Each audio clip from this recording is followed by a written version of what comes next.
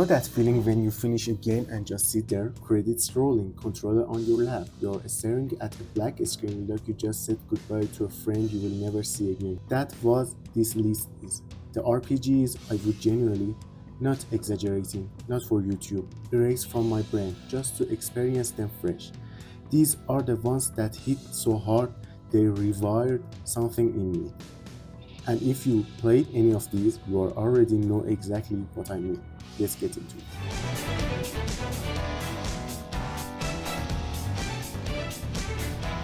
Number 10, Persona 5 Royal.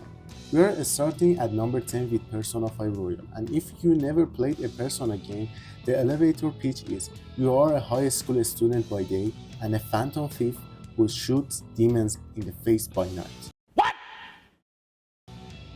The style alone on this game should be illegal. The menus have menus. The menus have animations. I spent 103 hours in this game and at least 20 of them were just looking at the pause screen going, bro, the front is going a thing again. But here's the real reason it's on this list. The cast. Persona 5 makes you genuinely care about these characters. By the end, you are not fighting a god to save the world. You are fighting a god because you don't want to say goodbye to your friends, and that hits different when you are 90 hours deep and haven't seen sunlight in 4 days. The soundtrack alone deserves its own list. If Last Surprise doesn't make you want to commit stylish crimes, check your pulse.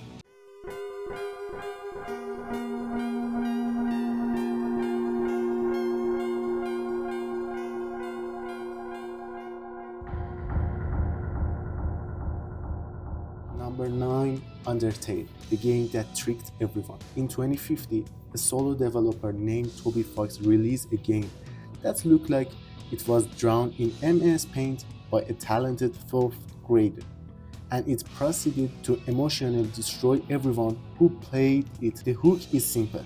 You can complete the entire game without killing or you can kill everyone. And the game knows, it remembers, it judged you. You can't even rest to escape the guilt. The game calls you out of resting. It's the only RPG where the main villain isn't the final boss. It's your own choices.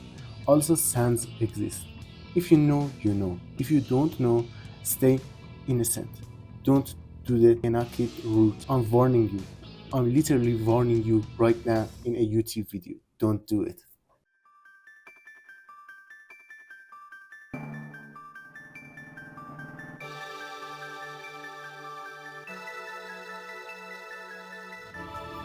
Number 8, Chrono Trigger, released in 1995. I was not alive, or I was. I'm not telling you. Here's the sentences that should not make sense. A 16-bit SNES game from 1995 is still better than most RPGs released this year. That's not nostalgia talk.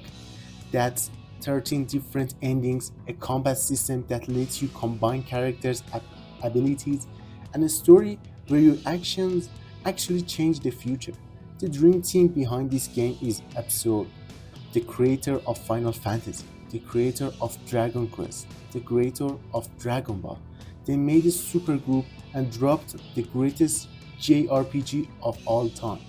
It's like if the Beatles, Queen, and Michael Jackson formed a band and released one album and then just left. The time travel actually makes sense. I don't know how. That alone is a miracle.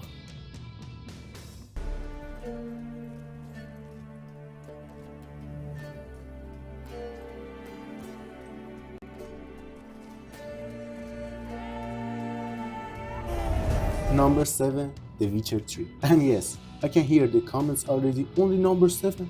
Look, The Witcher 3 is a masterpiece. The Bloody Baron questline alone is better written than most entire games. The DLC, Blood and Wine, won Best RPG at the Game Awards. The DLC won Best RPG. That's like a movie deleted scenes winning Best Picture. The reason it's at 7 and not higher, the combat is, let's say, serviceable. Geralt spins like a ballerina with a sword and sometimes winds howling. The horse, Roach, just spawns on a roof. I love Roach, But Roach is not a horse. Roach is a chaos entity that occasionally masquerades as a model of transportation. Still, when the Bloody Baron's story warped up, I sat there for 10 minutes, just processing. Not many games can do that. Not many shows either. Not many things.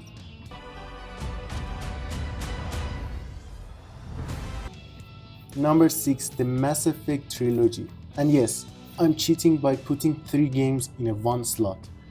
Oh shit, here we go again. It's my list, make your own.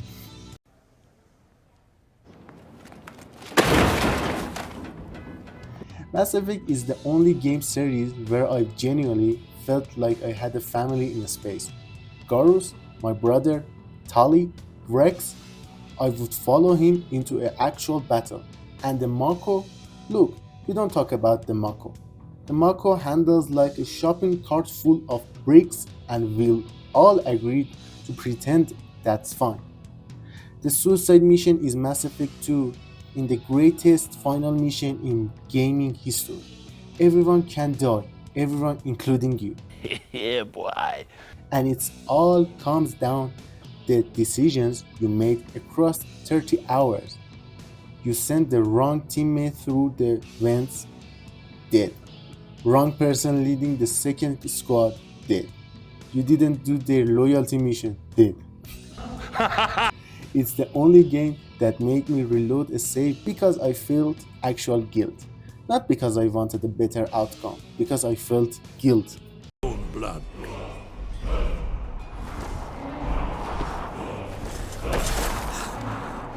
But no one wanted to believe. Number 5, Skyrim. Look me in the eyes and tell me you haven't bought this game at least twice. You are lying. We all have. Todd Howard has sold us a Skyrim on the Xbox 360, Xbox One, PS3, PS4, PS5, Nintendo Switch 2, PC VR, and probably a smart refrigerator by now. And every single time, millions of us go, yeah, okay, because Skyrim is that. The opening is burned into my brain. Hey you are finally awake.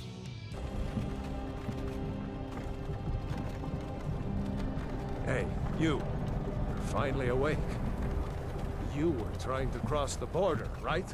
You get off that car. A dragon attacks. 5 minutes later, you are running through a burning village and then you are free. The entire map. Go anywhere, do anything. And what do we all do? Ignore the main quest for 80 hours and become an archer every single time. It's been 15 years and I still find things I've never seen before. Last month, I found a talking dog. A dog that's talk. In a game from 2011, Skyrim is not a game. It's a second life where you happen to also kill dragons.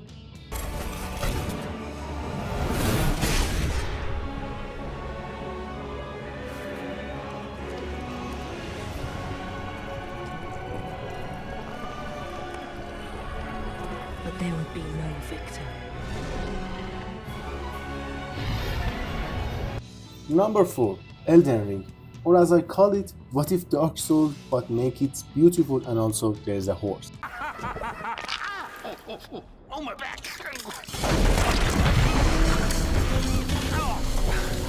The moment you step out of the tutorial cave and see the earth tree glowing in the distance and the map just extends forever, that's the moment you realize this game is different. It's not just big, it's dense. Every corner has something. Sometimes that something wants to kill you. Usually that something wants to kill you. Here's what I love about Elden Ring. It respects you enough to not hold your hand. There is not quest log, no map markers, no NPC screaming, hey, the objective is over here. Just your word that hates you. And the slow realization that the giant golden horse guy outside the tutorial is optional. He is optional. You don't have to fight him. I spent 3 hours on him at level 1.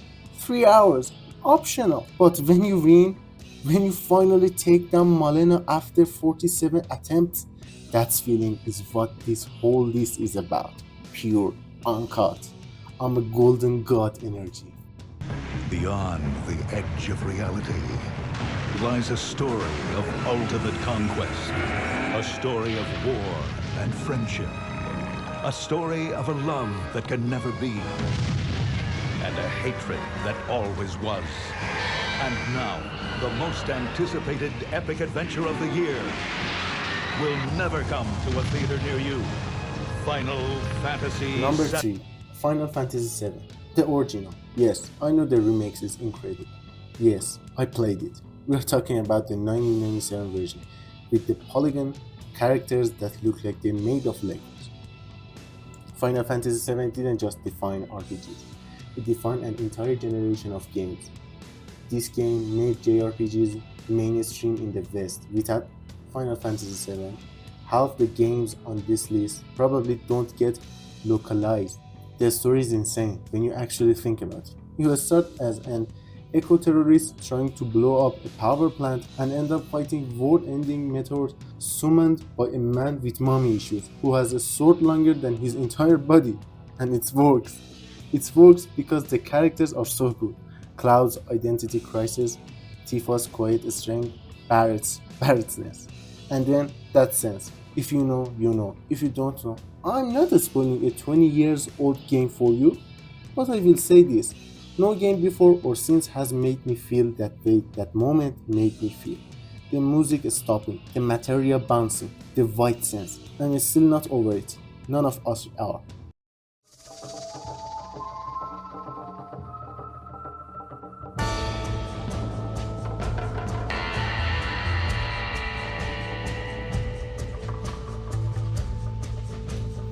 Number 2, Red Dead Redemption 2. Yeah, I know. Is Red Dead an RPG? I don't care.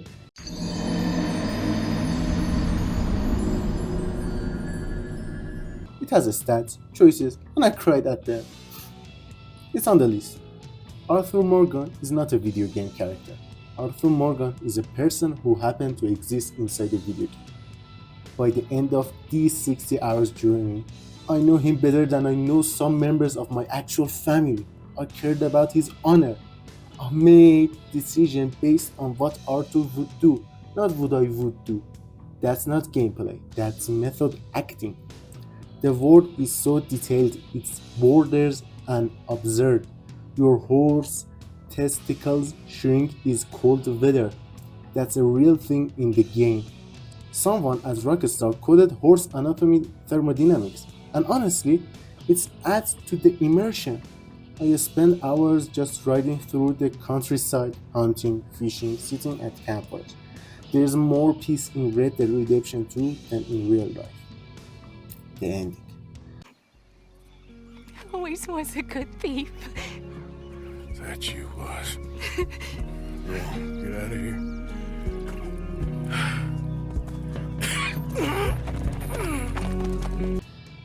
The actual final ending. I'm not going to describe it, but I will say, may I stand unshaken, still makes me emotional. And it's been 7 years. Hold the Sheikah slate up to the pedestal.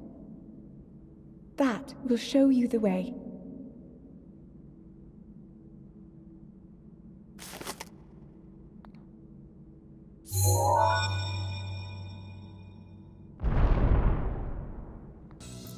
Number 1, The Legend of Zelda Breath of the Wild.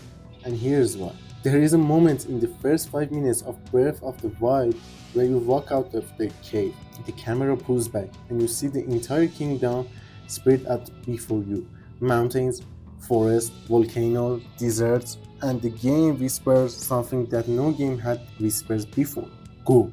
No quest marker, no tutorial NPCs chasing you, no blocked off areas. You can walk straight to the final boss in your underwear if you want. You will die immediately, but you can. The physics in this game are basically a comedy sandbox. You can chop down a tree, roll it down a hill, ride it across a river, and use it to launch yourself into an enemy camp.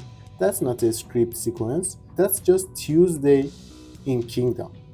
Everything interacts with everything. Fire creates updrafts, metal conducts lightning, and if you hold a raw steak near a volcano, it cooks. The game teaches you its rules not through tutorials, but through your constantly messing around and discovering things. It's the only game on this list where I actively avoid fast travel. Not because I was doing a challenge run, because the world was so beautiful and surprising that I didn't want to escape it. That's the highest compliment I can give any game. Wait. Quick honorable mention, Baldur's Gate 3.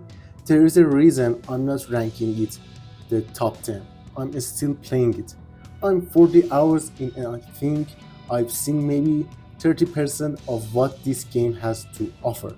But I can already tell you, this is the kind of game that challenges the genre. The freedom is absurd.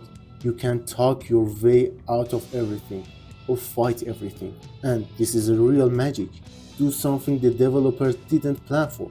And the game just reacts.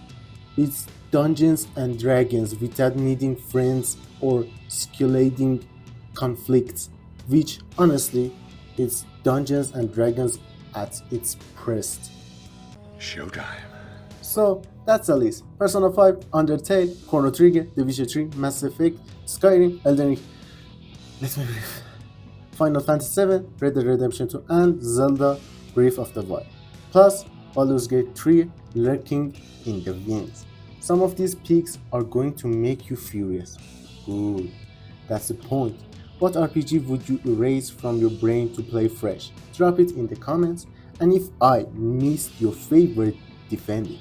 I genuinely want to hear the case. If you enjoyed this, subscribe.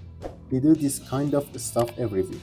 Ranking games, arguing about boss fights, and generally caring way too much about pixels on the screen.